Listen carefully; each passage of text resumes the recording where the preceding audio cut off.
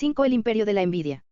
Hasta el momento, hemos analizado cómo interactúa el miedo primario con dos emociones que se desarrollan algo más tarde en los seres humanos, la ira y el asco. El miedo secuestra a menudo la sensación de ultraje y de queja convirtiéndola en unas ganas tóxicas de venganza. Y el miedo cala también en esa aversión del asco a la mortalidad y a nuestra naturaleza corporal física, dando pie a estrategias que excluyen y subordinan a otros. Pues, bien, debemos añadir otra emoción más a tan venenoso brebaje, la envidia. En la actualidad, la envidia campa a sus anchas por Estados Unidos. La envidia ha sido un peligro para las democracias desde el momento mismo en que éstas empezaron a existir. Bajo las monarquías absolutas y, en especial, bajo el feudalismo, las posibilidades de las personas estaban prefijadas y era fácil que creyeran que ese destino, o cierta justicia divina, las había situado donde estaban, que era donde les correspondía. Pero una sociedad que rompe con los órdenes y los destinos prefijados y favorece la movilidad y la competencia abre las puertas de par en par a que entre en ella la envidia a los otros por sus éxitos o logros como competidores. Si la envidia se extiende lo suficiente, puede terminar por amenazar la estabilidad política, en particular, cuando una sociedad se ha comprometido a proteger o fomentar la vida, la libertad y la búsqueda de la felicidad de todos sus miembros. La envidia nos dice que solo algunos disfrutan de los beneficios de la vida. Los envidiosos odian a esos algunos y quieren destruir su felicidad. Hoy se aprecia envidia tanto en la derecha como en la izquierda. En la derecha, la sensación de estancamiento, indefensión e incluso desesperanza mueve a muchas personas de clase media baja a denigrar a la élite de Washington, a los grandes medios de comunicación, a los miembros de minorías que llegan alto, a las mujeres que les quitan sus trabajos. Las personas desean el fracaso o la desdicha de aquellos por quienes se sienten eclipsados, desplazados o ignorados. En la izquierda, muchas personas pobres envidian el poder de los banqueros, de las grandes empresas y de los profesionales de la política que actúan a favor de esos intereses. La envidia no es un simple ejercicio de crítica, siempre valioso, puesto que entraña también animadversión y deseos destructivos. Se trata de arruinarles la diversión a los ricos o a los que tienen lo que los envidiosos envidian.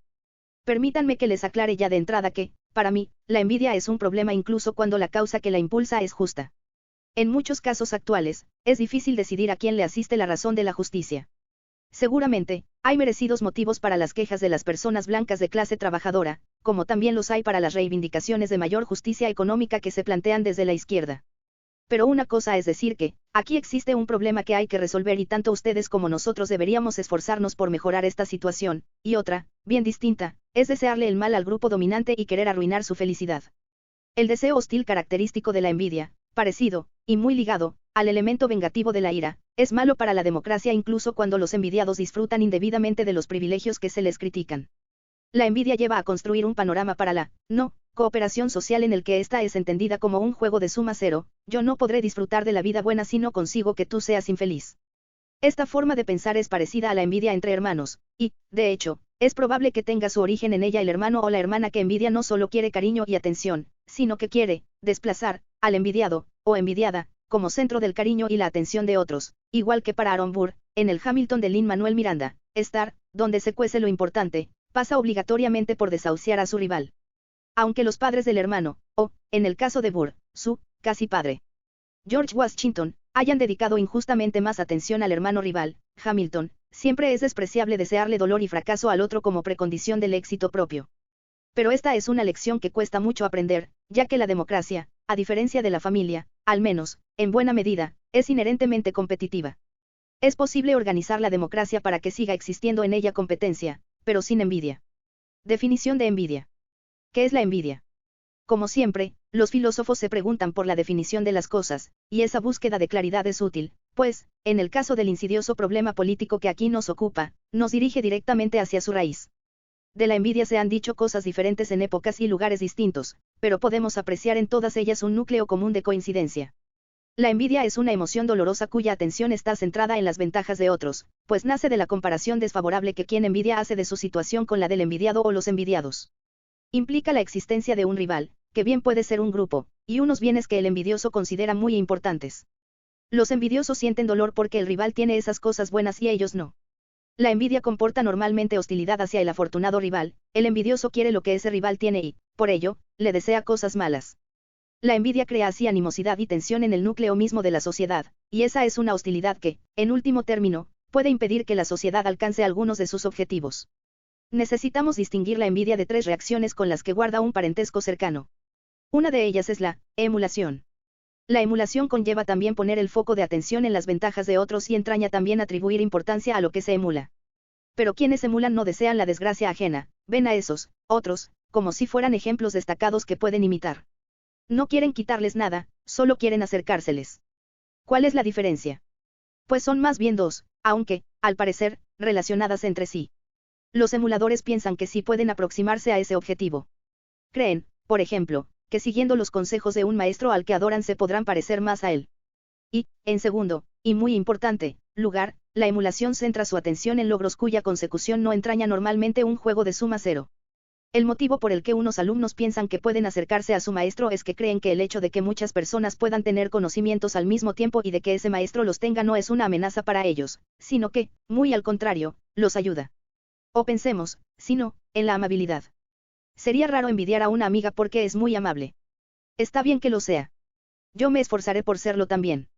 Cuando la cualidad en cuestión es de las que creemos que cualquiera puede conseguir o adquirir si se esfuerza, la emulación es mucho más probable que la envidia. La envidia es diferente. La mala intención que la caracteriza nace típicamente de una sensación de impotencia, que más adelante conectaré con el miedo primario. No hay en ese caso ninguna vía evidente que seguir para lograr lo que tiene el rival, por lo que los envidiosos se sienten condenados a sufrir la inferioridad que experimentan. Además, es habitual que esa sensación de condena esté vinculada al hecho de que la consecución de ciertas cosas no está del todo abierta a cualquiera que se proponga conseguirlas. Ser popular, ser rico, ganar unas elecciones, todos estos son ejemplos de bienes competitivos, de suma cero, bienes de los que hay existencias bastante limitadas, por lo que el hecho de que alguien disfrute de su tenencia amenaza las posibilidades de que otros los tengan. Otro pariente cercano de la envidia son los celos. A simple vista, pueden parecer casi lo mismo, pero una diferencia importante los separa. Tanto la envidia como los celos implican hostilidad hacia un rival porque éste posee un bien preciado o disfruta de él. Los celos, sin embargo, consisten normalmente en el miedo a perder algo que la persona celosa ya tiene, por lo general, una relación de amor y atención personales. Mientras que la envidia, siente, la ausencia del bien, en los celos el bien está presente, pero es, sentido, como algo inestable. Dado que los celos se centran en las relaciones más queridas por la persona, muchas veces pueden ser aplacados, como cuando resulta evidente que el rival ya no es un competidor por los afectos de la persona querida, o cuando se descubre que nunca llegó a serlo realmente. Solo los celos patológicos hacen que la persona continúe inventándose nuevos y, a menudo, imaginarios rivales, pero los celos no son siempre patológicos. La envidia, sin embargo, casi nunca llega a calmarse, porque los bienes en los que típicamente centra su atención, el estatus, la riqueza, la fama y otros bienes competitivos, están distribuidos desigualmente en todas las sociedades, y ninguna persona puede realmente fiarse de que vaya a tener más que las demás. Cuando estamos inseguros, tenemos la sensación de que es posible que no consigamos todas las cosas que necesitamos para vivir bien. Pero lo que caracteriza a la envidia es la fantasiosa idea de que los demás tienen las cosas buenas y yo no, yo me estoy quedando fuera de una relación feliz, un trabajo feliz, una vida social feliz. Recordemos a Otelo y a Yago. Otelo sentía celos, patológicos, y estaba obsesionado por la fantasiosa infidelidad de Desdémona. La mayoría de cónyuges no son así. Pero él no sentía una inseguridad generalizada por su estatus o su éxito, ni se sentía aislado de la posibilidad de disfrutar de cosas maravillosas que estuvieran fuera de su alcance. Yago, por su parte, no siente celos de Otelo, no anhela el cariño ni la atención de éste. Lo que quiere es ser Otelo, tener las cosas buenas que él tiene, fama, éxito, amor. Yago ve que él no tiene esas cosas y quiere arruinar la felicidad de Otelo, quitarle su amor, hacerle sentir desgraciado, desdichado. Por último, hay una tercera distinción que, probablemente, es la más difícil de establecer de las tres. La envidia es pariente muy próximo de ese tipo de ira que nace de la creencia de que nuestro estatus ha sufrido un ultraje. La envidia ciertamente presta atención al estatus, el rival tiene unas cosas buenas que yo no tengo. Al igual que la ira, se acompaña de sentimientos hostiles hacia ese rival. La diferencia primordial es que la ira por estatus obliga a creer que se ha sido objeto de algún ultraje o afrenta concreta. La envidia, sin embargo, se alimenta de la felicidad del rival por sí sola. Puede que el rival no haya hecho nada para ofender al envidioso y puede que ni siquiera sepa de la existencia de este. Esta distinción es importante, pero difícil de precisar en los casos concretos, porque a las personas que envidian les gusta fantasear con que han sido ofendidas y culpar de ello a las felices, aun cuando esa culpabilización no esté justificada. El proceso puede ser más sutil incluso, puede que culpen al rival por extensión, echando la culpa más directa a una jerarquía social en la que el rival ocupa un lugar privilegiado, da igual si esa estructura es realmente injusta o degradante o no lo es. Repito, la crítica siempre es legítima, pero la envidia no es simplemente una crítica, puesto que es más bien una hostilidad destructiva. El miedo y las raíces de la envidia. Ya he comentado que la envidia nace de la inseguridad. Así pues, el miedo está en el origen de la envidia, el miedo de no tener lo que uno necesita desesperadamente tener. Si fuéramos seres completos, no necesitaríamos nada y, por lo tanto, no podríamos sentir envidia. Y si, aun siendo incompletos, tuviéramos confianza en nuestra capacidad de conseguir lo que nos haga falta, entonces el hecho de que otros tengan cosas buenas no representaría ningún problema emocional para nosotros. Por consiguiente, no se puede entender el poder de la envidia sin tener en cuenta la inseguridad y el desvalimiento. Para entender por qué es tan importante ligar la envidia al miedo, valoremos antes otra concepción de la envidia en la que no se establece esa conexión y que puede ser bastante convincente de entrada, me refiero a la envidia según la definió Immanuel Kant. Según Kant, la vida humana contiene un mal radical, una propensión a hacer daño a otros, que no se aprende en la cultura, sino que forma parte de nuestra esencia humana misma. No obstante, el problema no es que seamos seres movidos por el diablo ni que poseamos un espíritu malvado innato. Al contrario, somos seres esencialmente orientados hacia la bondad. El problema es que otras personas se interponen en el camino del individuo humano. La envidia, el ansia de dominio, la codicia y las inclinaciones hostiles ligadas a todo ello asaltan su naturaleza, en sí modesta, tan pronto como está entre hombres y ni siquiera es necesario suponer ya que estos están hundidos en el mal y constituyen ejemplos que inducen a él, es bastante que estén ahí, que lo rodeen, y que sean hombres, para que mutuamente se corrompan en su disposición moral y se hagan malos unos a otros. La explicación de Kant suena verosímil en ciertos aspectos, la envidia sí parece surgir desde el momento en que las personas están en grupos o incluso en familias. Pero es evidente que esa no es toda la historia. ¿Por qué surge? Porque la mera presencia de otras personas desencadena esa conducta competitiva y hostil. La envidia surge siempre en situaciones en grupo. Algunas situaciones habrá que aumenten considerablemente la aparición de la envidia destructiva con respecto a otras, no. En el antológico análisis que de la envidia hizo en su teoría de la justicia, John Rawls daba respuesta a la segunda de mis preguntas. Según él, 3 son las condiciones en las que son especialmente probables estallidos de envidia socialmente destructiva. La primera es una condición psicológica, que las personas carezcan de una confianza segura en su propio valor y en su posibilidad de hacer algo que valga la pena. La segunda es social, son muchas las circunstancias en las que esa condición psicológica se siente como algo doloroso y humillante porque las condiciones de la vida en sociedad hacen muy visibles las diferencias que originan la envidia. Y la tercera se da cuando los envidiosos consideran que su posición no les ofrece ninguna alternativa constructiva y solo les queda la hostilidad. El único alivio que pueden imaginar es infligir dolor a otros. Este es un análisis muy relevante, pues nos ayuda a comprender muy bien las dificultades planteadas en el momento presente, como veremos. No obstante, Rawls no trató de dar respuesta a la primera de mis preguntas, la de qué factor está en el fondo y origen de la envidia. Las personas pueden ser cariñosas y cooperativas, así que no basta con decir que la mera existencia de una pluralidad de personas hace que la envidia aparezca en escena sin más. El filósofo que sí llegó al meollo de la cuestión fue, una vez más, Lucrecio, que aplicó el punto de vista general de su mentor, Epicuro, a los problemas de la República Romana, que era ya por entonces. Lucrecio vivió entre el 99 y el 55 AC, un hervidero de envidias destructivas que implosionaría poco después. Esto es lo que Lucrecio observó a su alrededor. Por parecida razón a resultas de un temor muchas veces semejante los destroza la envidia, se quejan de que el otro ante su vista se muestre poderoso, que el otro se deje ver caminando entre altos honores mientras ellos se revuelcan en la sombra y el barro. 374 a 77. Esta maravillosa explicación poética capta, a mi juicio, la peculiaridad del dolor de la envidia. Las personas envidiosas están obsesionadas por fijarse en los éxitos de otras y, cuando los detectan, comparan desfavorablemente su suerte con la de aquellas. Sentir envidia hace ciertamente que nos sintamos como en la sombra, y también sucios, manchados, enfangados. Vernos a nosotros mismos así nos corroe y nos devasta por dentro. Esta combinación de desesperanza y de agudo tormento convierte la envidia en una de las emociones más insoportables de todas. Lucrecio también nos decía en aquellas líneas por qué nos encontramos tan a menudo a merced de esa desagradable emoción, todo es por causa de ese temor muchas veces semejante, es decir, el que yo he identificado aquí como miedo infantil o primario. Dicho de otro modo, la causa de que las personas entablemos una competencia de suma cero es una angustia subyacente muy profunda, una inseguridad dolorosa en lo más hondo de nuestro ser. No se trata solamente, pues, de la mera presencia de otros, es algo más profundo, algo que nos aflige desde el momento mismo en que nacemos en un mundo de necesidades e impotencia. Lucrecio, como ya hemos visto, tenía una concepción particular del miedo primario que no era del todo correcta. Él pensaba que el objeto exclusivo de ese miedo era la muerte y que su poder depende de la influencia de unos emprendedores religiosos perversos que nos inducen a creer que la muerte es aterradora, sobre todo, porque nos amenazan con el castigo en el más allá.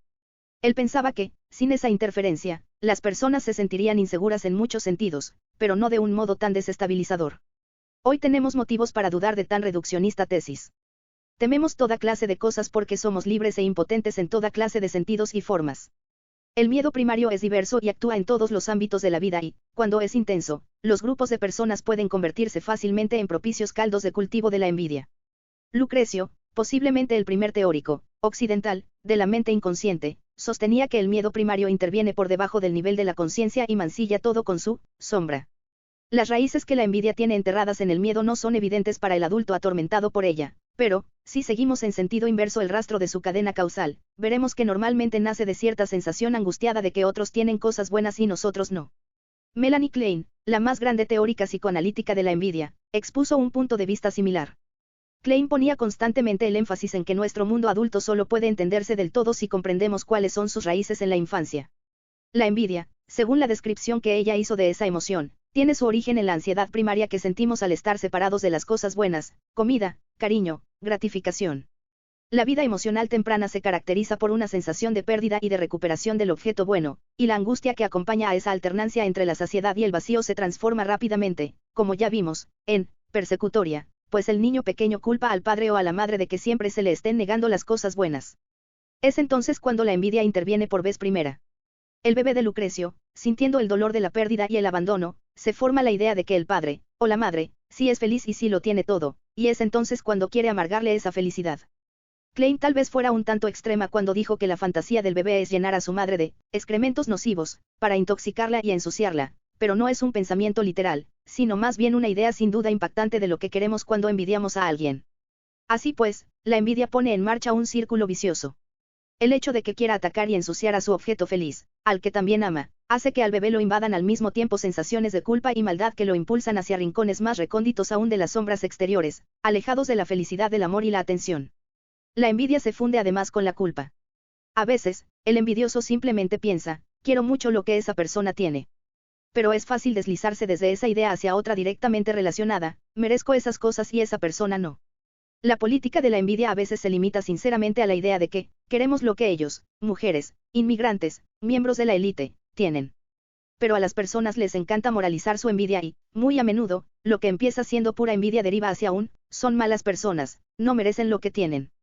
Esa deriva tiene ya una historia muy antigua tras de sí. El filólogo clásico Robert Caster ha mostrado que la envidia romana, invidia, presentaba las mismas dos formas, moralizada una y no moralizada la otra, y que oscilaba sin mucha lógica entre la una y la otra. Así es como la envidia engancha su vagón al tren de la política de la culpabilización. Y el problema es que habrá ocasiones en que los ricos o los que tienen eso que otros envidian han hecho realmente algo injusto u ofensivo, pero habrá otras en las que no. Por supuesto, existe también una tercera posibilidad: los pobres, los que no tienen, pueden formular una crítica razonada de los comportamientos personales inmorales o de la desigualdad estructural que los oprime, y pueden ofrecer propuestas de mejora. El espíritu que prevaldría en ese caso sería el de la que ya he denominado aquí, ira transición, en la que no tiene cabida la envidia, pues su interés no está centrado en arruinarles la diversión a los poderosos, sino, como señalaba King, en tratar de colaborar con ellos sobre la base de una actitud constructiva. Como bien nos enseña la vida, y como Klein se encargó de dejar muy claro, la envidia adopta muchas vías en las vidas de las diferentes personas. Y el análisis de la insigne psicoanalista encaja sorprendentemente bien con el análisis social que años después hiciera Rawls. La envidia jamás desaparece por completo. Pero sí, mientras crece, el niño, o la niña, comienza a sentir confianza en sí mismo y en su propio acceso a las cosas buenas de la vida, y si aprecia la existencia de alternativas constructivas a sus deseos destructivos, alternativas que impliquen generosidad, creatividad y amor, será más fácil que se sobreponga al dolor de la envidia. Esta seguirá siendo una tentación, pero no le envenenará la vida. Klein se centró en la existencia de diferencias entre familias e ignoró la dimensión social y política. Pero es evidente, como argumentó Rawls, que las comunidades políticas pueden hacer también mucho por convertir la envidia en un problema mucho menos perturbador. Pueden cultivar en las personas una confianza segura tanto en sí mismas como en su posibilidad de acceso a las cosas buenas de la vida, pueden minimizar aquellas ocasiones en las que el estímulo de envidiar se hace inusualmente intenso, y pueden facilitar a las personas alternativas constructivas que impliquen generosidad y amor a los demás. ¿Cómo podríamos conseguir algo así? De momento, en esta aproximación que estamos haciendo al estudio de la envidia en la sociedad, vamos a tomar un pequeño desvío para examinar una de esas instituciones sociales donde la envidia se nos va muchas veces de las manos. La envidia en acción, los institutos de secundaria. Un instituto de secundaria estadounidense de dimensiones normales es un verdadero hervidero de envidias. Todos hemos pasado por ello, recordemos cómo fueron aquellos difíciles años de instituto. La adolescencia es un momento especialmente vulnerable de nuestra vida. Próximo a cortar el cordón que le liga al seno familiar y a experimentar una especie de segundo nacimiento virtual en el que es arrojado a un mundo incierto y, a menudo, hostil. Raro sería el adolescente que no se sintiera inseguro. Pero la inseguridad es una cosa y la envidia destructiva, otra bien distinta. ¿Cuál es el causante de esa desenfrenada escalada de la envidia en los institutos de secundaria? Para empezar, hay que tener en cuenta el hecho evidente de que las culturas de esos institutos suelen destacar logros y triunfos que son muy competitivos y posicionales, como la popularidad, el magnetismo sexual o la destreza deportiva. Ningún adolescente se siente realmente seguro en ninguno de esos terrenos, pero su inseguridad se agrava por la ineludible presencia de esos compañeros populares que parecen acaparar todas las cosas buenas, mientras los demás carecen de ellas. Las líneas de la cita de Lucrecio describen bien la horrible sensación de esos adolescentes consumidos por la envidia al ver a esas personas que son admiradas, que tienen todo el poder, mientras que ellos se sienten fuera de todo eso, perdidos en la sombra o revolcados en el barro. Esta envidia produce una violencia muy real, como desgraciadamente bien sabemos. Pero incluso en los casos en los que no, que son la inmensa mayoría, no deja de generar tensiones dolorosas, depresiones peligrosas y relaciones hostiles.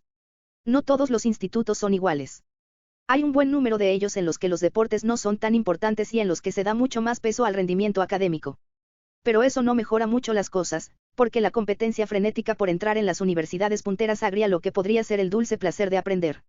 Es algo generalizado, estos jóvenes estudiantes compiten por destacar y la mayoría de ellos jamás podrán estar en los primeros puestos de su clase.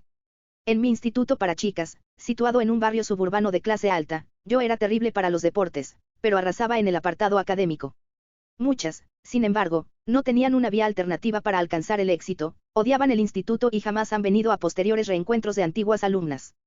Se sentían en las sombras exteriores, apartadas de la popularidad y los honores académicos, y detestaban la escuela y a quienes recibían tales honores por infligirles semejante dolor.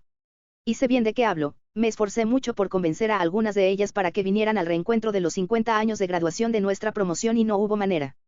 Y recordemos que las alumnas que estudiaban en aquel instituto formaban parte de una élite privilegiada, teníamos expectativas garantizadas de empleo y de una buena posición social. En la mayoría de los demás institutos, las inseguridades que el alumnado afronta ya de entrada son muchas más y mucho más fundamentales. A propósito de los 3 criterios de Rawls ya mencionados, podríamos preguntarnos qué podrían hacer los responsables para que la experiencia de vivir la adolescencia en un centro de educación secundaria no sea tan tóxica. Mucho es lo que hay que trabajar con anterioridad a ese momento, en la familia, pero también hay bastantes cosas que nuestros institutos pueden hacer. En primer lugar, pueden ofrecer ayuda a todos los alumnos en su trabajo académico y en su preparación para el acceso a la universidad. Yo estoy encantada de ver lo mucho que ha cambiado mi instituto desde entonces. Ahora ofrece asistencia a estudiantes con discapacidades de aprendizaje y asume como actitud general que su misión es maximizar el potencial de cada persona, más que clasificar y premiar. No obstante, ese tipo de ayuda será mucho más útil para los estudiantes no pertenecientes a ninguna élite si nuestra sociedad soluciona mejor el problema de la desigualdad de acceso a la educación superior. En la oferta de carreras universitarias de este país, hay suficientes plazas de alumnado para todos los aspirantes, pero el coste es un obstáculo formidable para muchos de ellos. Si todo el mundo viera que entrar en una universidad adecuada y permitirse esos estudios es algo que depende exclusivamente del esfuerzo y el empeño que ponga en rendir académicamente para ello, se reduciría mucho cierta forma de competencia de suma cero actualmente existente. Los centros educativos también pueden promover otros ámbitos en los que los estudiantes sean capaces de aportar su talento, como el teatro, la música y otras artes, que no son tan de suma cero y resultan más cooperativos que los deportes, y que, además, ayudan a que esos chicos y chicas den una salida expresiva a la confusión emocional que están viviendo. Hace poco, visité un instituto para adolescentes problemáticos, chicos que habían sido expulsados de otros institutos públicos de secundaria. Y aunque la compasión del admirable director del centro y su plan de estudios, que incluía terapia de grupo, había conseguido cambiar mucho las cosas y había convencido a esos jóvenes de que alguien los escuchaba, me sorprendió que no figurara arte alguna en el currículo, ni siquiera la poesía. Por sugerencia mía, añadieron creación literaria y ahora me cuentan que ha sido una gran ayuda, los chicos han encontrado así una vía de escape para sus tumultuosas emociones. Pero el hecho de que se ignore el teatro y la danza me sigue pareciendo un problema. En mi propio instituto, muchas de nosotras nos consolábamos de lo mal que se nos daban los deportes sumergiéndonos en la cálida cultura emocional del teatro, relativamente desprovista de envidias, que se convirtió en mi pasión y en un verdadero hogar para mí. Lucrecio escribió sobre su propia sociedad, claro está, pero la República Romana bien podría compararse con una especie de instituto de secundaria gigante. La competencia, posicional, por alcanzar los primeros puestos de los mejores en lo que fuera, estaba muy extendida. Había una secuencia de grados o titulaciones, el cursus honorum, que todo varón adulto debía seguir, o superaba esos cursos, o se quedaba relegado en las sombras exteriores. Todos los cargos tenían unos requisitos de edad y, por lo tanto, había que escalar por ellos siguiendo un orden. Era crucial para la reputación de la persona, no solo el acceder a cada uno de esos puestos según la secuencia preestablecida, edil, pretor, cónsul, procónsul, sino también llegar a ellos lo antes posible, justo después de cumplir la edad mínima para ejercerlos. De no ser así, el hedor del fracaso la acompañaría para siempre. Eso ya era bastante malo de por sí, pero luego estaba la cuestión de cómo se obtenían esos ascensos, por elección. Sí, pero ¿cómo conseguía a alguien que lo eligieran para el cargo deseado? Por su riqueza, por el honor de su familia, por su reputación y por toda una campaña política basada en su personalidad. Para ayudarse en ese propósito, no había nada mejor que tener una titulación en Derecho o un doctorado, que se podían conseguir a base de trabajo duro y esfuerzo, de ahí que fueran buenas indicaciones de la aptitud del candidato para servir a la sociedad. Realmente se parecía mucho a un instituto de secundaria de la actualidad, solo que el dinero y la familia significaban más y los deportes no importaban tanto. Una persona como el gran estadista que fue Marco Tulio Cicerón, de poco distinguida, aunque adinerada, cuna, pudo alcanzar la prominencia que logró tras destacar por sus cualidades como abogado y ganar mucho dinero. Pero no sin sufrir un gran estrés por ello. La carrera de Cicerón estuvo muy marcada por lo que Klein llamó ansiedad persecutoria, la sensación de que el acceso que tenía a las cosas buenas de la vida romana era muy inestable y que otras personas de distinguidas familias de rancio abolengo habían llegado a la misma posición que la suya, sin necesidad de esfuerzo ni distinción especiales. De ahí que, en sus cartas y discursos, Cicerón se refiriera con cierto tono crispado a su propio estatus de hombre nuevo, es decir, procedente de una familia sin tan noble historia. Y el odio acérrimo que sentía por sus rivales y enemigos, aunque en ocasiones tuvo una justificación política real, se derivaba claramente, al menos, en parte, de la agresividad que le infundía la envidia, pues Cicerón se detenía en sus escritos y alocuciones de manera demasiado obvia en el atractivo, las conquistas sexuales y la popularidad de esos adversarios. Esa envidia de sus rivales hizo que, en ocasiones, Cicerón llevara a cabo actos imprudentes y excesivos, como cuando propuso el asesinato extrajudicial ilegal de los cabecillas de la conspiración de Catilina, algo que dañó considerablemente su propia reputación. Y su envidia también lo indujo con frecuencia a elogiarse a sí mismo sin mesura, a modo de defensa frente a esos mismos rivales. Esta tendencia narcisista hizo que muchos se lo tomaran a broma y redujo su eficacia política. ¿Quién iba a fiarse del buen juicio de un hombre que escribió un poema épico sobre cómo aplastó prácticamente él solo la conspiración de Catilina, un poema que contenía el tantas veces ridiculizado verso, oh, Roma afortunada, que volviste a nacer bajo mi consulado? Oh fortunatam natam me consule Romam. Tan ansioso estaba por dañar a sus enemigos y por proclamar sus propios méritos que ni siquiera se dio cuenta del atroz y antipoético tintineo de sílabas que introdujo en su verso. Cicerón fue un gran hombre que realizó muchas contribuciones, pero su vida mental se desestabilizó con frecuencia por culpa de su agresividad persecutoria, y sus aportaciones, por grandes que indudablemente fueran, hicieron menos bien al Estado del que habrían podido hacer de otro modo. Y Cicerón es el ejemplo positivo, un hombre que, básicamente, venció en su batalla contra la envidia y creó muchas cosas buenas. Los mismos factores en la sociedad romana que devoraron por dentro a este patriota hasta el punto de rebajarlo en ocasiones a la categoría de bufón también impulsaron al poder a otras personas bastante peores, personas sin tan elevados ideales ni tan buenas metas, personas a quienes solo interesaba el juego competitivo de la rivalidad, la envidia y la destrucción por el estatus posicional. Así, más o menos, fue como la República Romana, permanentemente aquejada de profundos fallos estructurales, degeneró en tiranía. Es un ejemplo sobre el que ciertamente vale la pena reflexionar. La envidia y la democracia, Hamilton y Burr. Volvamos ahora al caso de Estados Unidos y de su fundación, donde esos fueron también temas recurrentes. Los revolucionarios que promovieron la independencia estadounidense eran unos enamorados de la República Romana y estaban casi obsesionados con la lucha agónica de aquella contra la tiranía. Es evidente que compartían muchos de los mismos problemas. La envidia y una destructiva competencia por el honor y el estatus posicional estaban también muy extendidas en la primera época de nuestra república y causaron un daño real. Parte de aquella hostilidad se manifestó en forma de una ira por estatus, pues aquellas personas se ofendían por insultos de muchos tipos. Otra parte de aquella hostilidad era pura envidia que no dejaba margen real para la culpabilización. Ambas, envidia y culpa, podían fundirse fácilmente en un todo indistinguible. Las personas envidiosas andaban siempre pendientes de cualquier ofensa potencial para darle rápida respuesta por la vía de un duelo. Pero los padres fundadores lograron salir un poco mejor parados que los romanos antiguos. A pesar de vivir en una cultura obsesionada por la competencia por el honor y el estatus, se esforzaron por combatir la envidia y lograron sobreponerse a ella en sorprendente medida. El amor por la república que estaban creando prevaleció sobre la destructividad y el odio. El musical Hamilton, de Lin-Manuel Miranda, centra su argumento, como ya hemos visto, en torno a la ira basada en la ansiedad por el estatus. Representa, también, una reflexión sobre el papel de la envidia en la fundación de Estados Unidos y sobre la importancia de limitarla para crear una nación próspera. El famoso duelo en el que Burr mata a Hamilton es el clímax trágico de la obra y es también el motivo que entreteje toda la trama. A través del contraste que nos presenta entre Hamilton, una persona ambiciosa que, no obstante, busca el bien de toda la nación, y Burr, alguien obsesionado por la envidia y empeñado en arruinar el éxito de Hamilton, el musical nos va mostrando los peligros que para la política democrática entraña la envidia motivada por el miedo. En el fondo, Hamilton gira en torno a la elección entre dos posibles vidas políticas, la vida del amor y el servicio a la nueva nación, y la vida de la envidia impulsada por el miedo y de la competencia de suma cero. Las figuras de Burr y Hamilton representan así sendas vías alternativas que cada miembro del público bien podría seguir en su propia vida. No es una cuestión de grandes líderes, sino que se trata de una elección que nos atañe a todos. Supongamos que una persona, o un grupo político, escoge la senda de la rivalidad competitiva para alcanzar la gloria.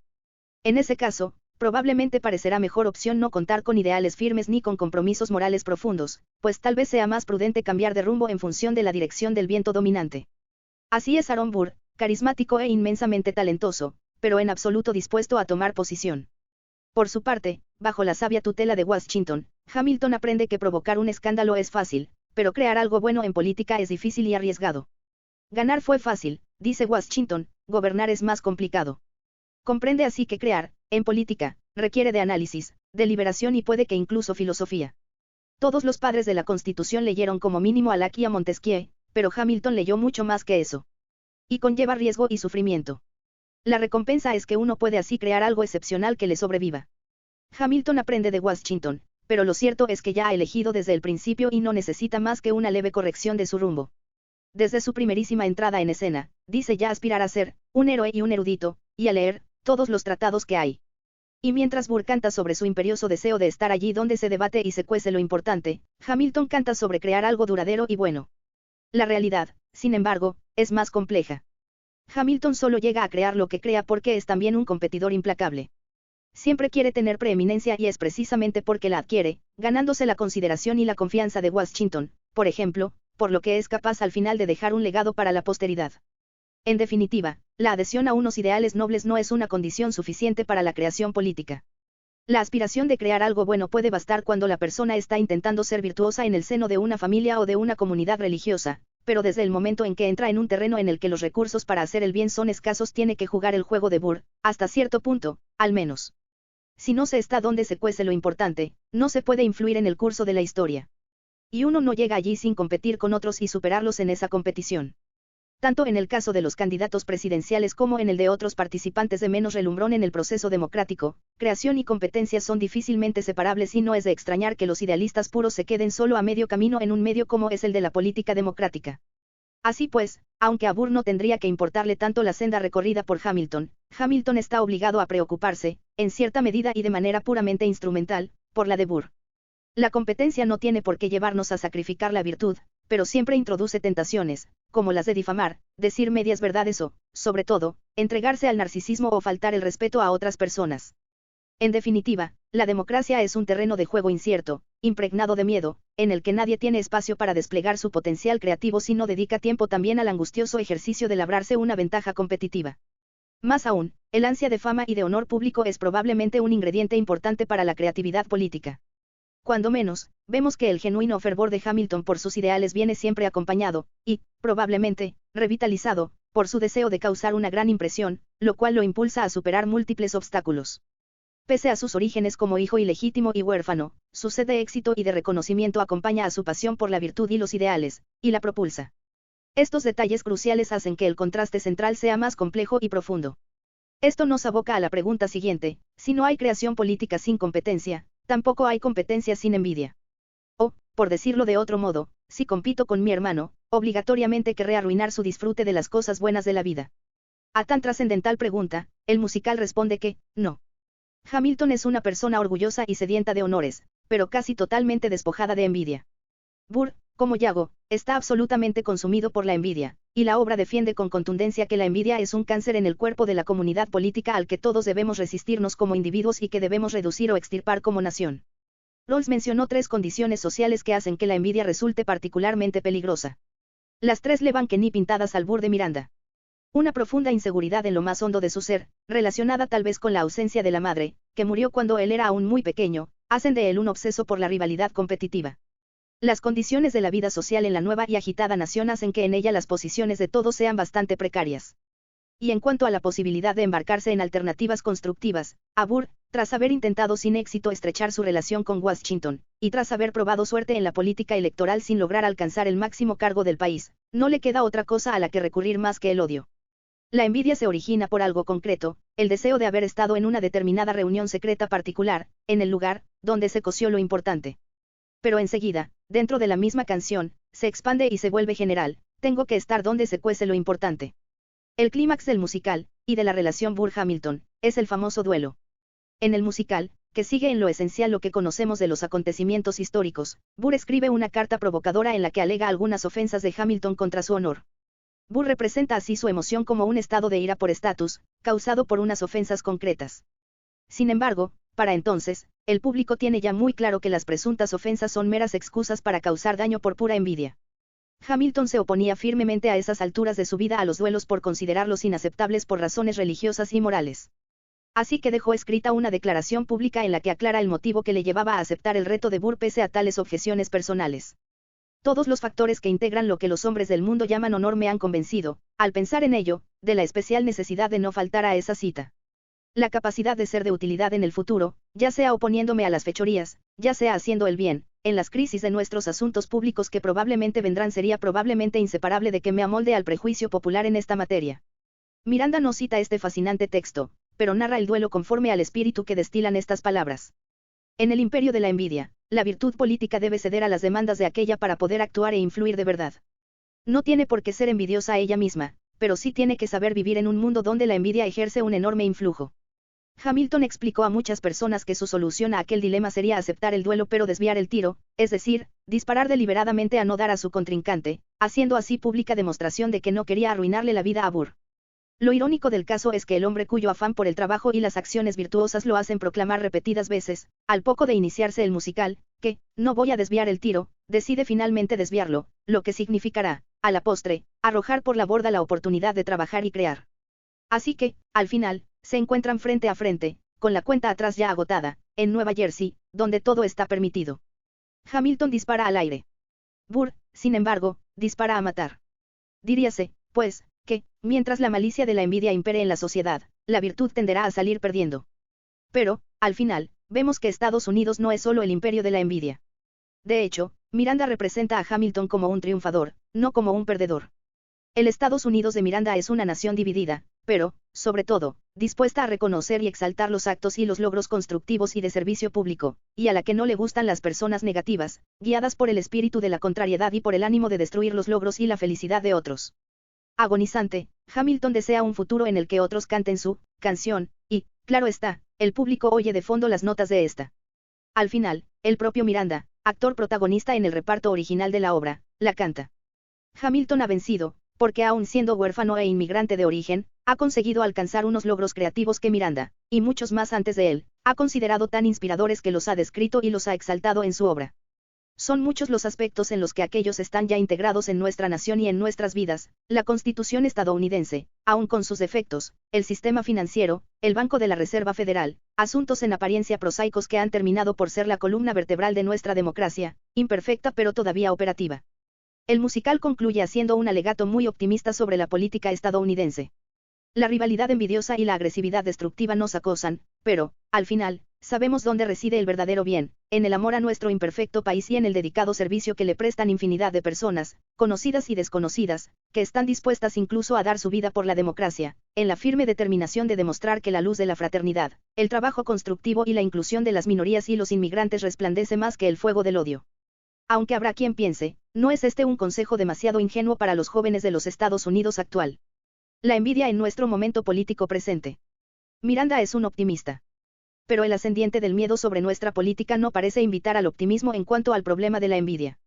Hay mucho de aquel espíritu de Aaron Burr en los Estados Unidos de hoy. En el Congreso, somos testigos muy a menudo de rivalidades alimentadas por la malicia de la envidia. Un grupo quiere abolir o ningunear las políticas del otro simplemente por la preeminencia, presente o pasada, de este, en vez de tratar de colaborar en un esfuerzo común por buscar la mejor solución. En general, en nuestras vidas como ciudadanos, nos encontramos con un exceso de vers, por así llamarlo, personas obsesionadas por la posición, el poder y el estatus de quienes están en puestos decisorios, personas que odian además a aquellos grupos que, por su éxito político y social, parecen estar, donde se cuece lo importante. No nos batimos en duelo con quienes nos ofenden, pero hacemos algo muy parecido por otras vías, como injuriar a individuos y a grupos que consideramos rivales nuestros, en lugar de atender a sus argumentos. Y la antológica imagen de nuestro presidente emprendiéndola con la CNN parece tomada directamente de aquella manía por el honor y la envidia de los tiempos de la Fundación Nacional, un espíritu nada propicio a una buena deliberación política. La malicia envidiosa, como ya he dicho, no es patrimonio exclusivo de la derecha, aunque no cabe duda de que tiene una fuerte presencia en ella.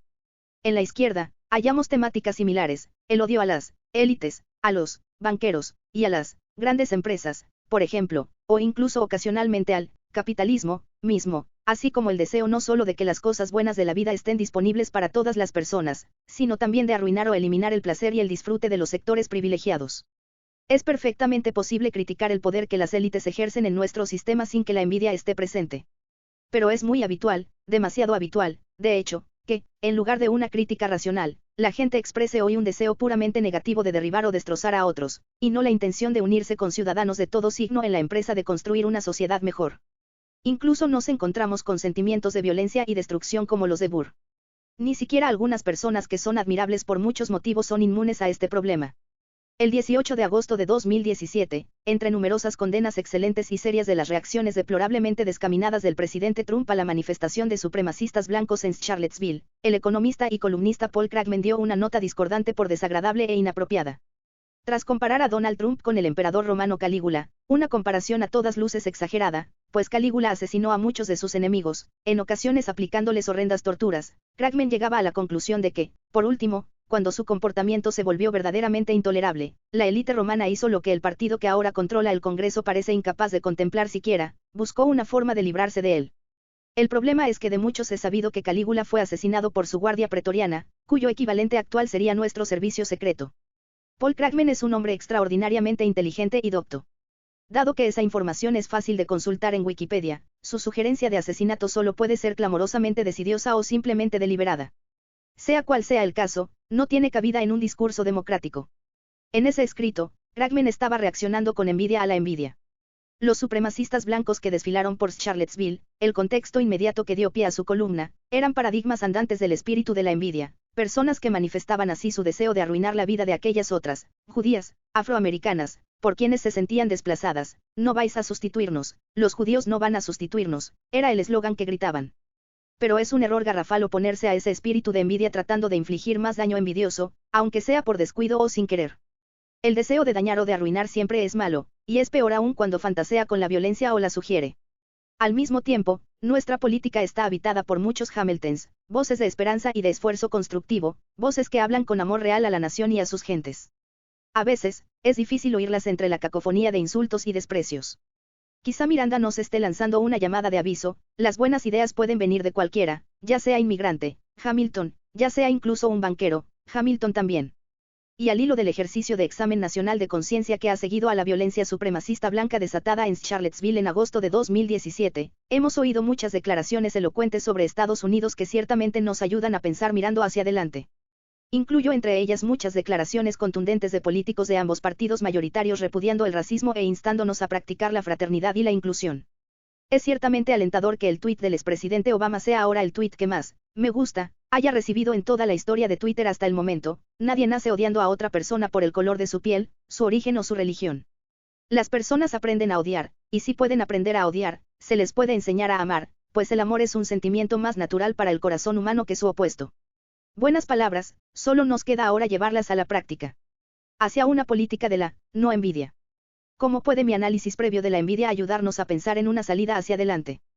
Pues ayudándonos a precisar cuál es el desafío concreto que se nos plantea, y que no es otro que cómo podría nuestra sociedad crear más Hamiltons y menos Bears, y cómo podría favorecer unas instituciones y unos partidos políticos más hamiltonianos, más orientados a tratar de resolver problemas con espíritu constructivo, que burrianos, empeñados en despreciar y arruinar a los otros, a los que los amenazan. En una nación, como en un instituto de secundaria, es posible centrarse en iniciativas útiles y animadas por un espíritu de servicio público, iniciativas que dignifiquen, encomien y premien el trabajo creativo hamiltoniano, y no en esa competencia de suma cero que tanto obsesionaba a Burr. Nuestra cultura de fama efímera y pasajera y de narcisismo de las redes sociales contribuye al asentamiento de una cultura de la envidia. Pero lo que necesitamos en vez de eso es una cultura de la virtud y una concepción de la ciudadanía centrada en la virtud entendida en el sentido de Hamilton, como una búsqueda noble, a la vez que realista, de soluciones políticas que unan. Esta búsqueda tiene tres niveles, el personal, el social y el institucional. Los tres interactúan entre sí, pues las emociones de las personas responden a las instituciones en las que éstas viven. Y las instituciones políticas también tienen un papel esencial para conseguir que las personas elijan la senda de Hamilton y rechacen la envidia. Una parte de ese papel consiste en incluir. Mediante leyes antidiscriminatorias, mediante una atención respetuosa a grupos anteriormente excluidos, una nación puede hacer que las personas sientan que disponen de vías creativas y constructivas para dar salida a sus talentos. Ese es, en un determinado nivel, el tema central de Hamilton, pues los padres fundadores están interpretados por un reparto formado exclusivamente por actores de minorías. Dejadnos intentarlo, no os defraudaremos, vienen así a decirnos. Buena parte del papel del Estado, sin embargo, es estructural. Recordemos por un momento la época de la Gran Depresión, cuando el miedo y la inseguridad dominaban nuestra vida nacional muy por encima de lo que pueda parecernos que la dominan en la actualidad. La miseria que aquel hundimiento económico causó, la abrasadora indigencia provocada por la sequía del Dust Bowl, familias hambrientas por todo el país, todo aquello era realmente mucho peor que cualquiera de las cosas que ocurren hoy. ¿Por qué?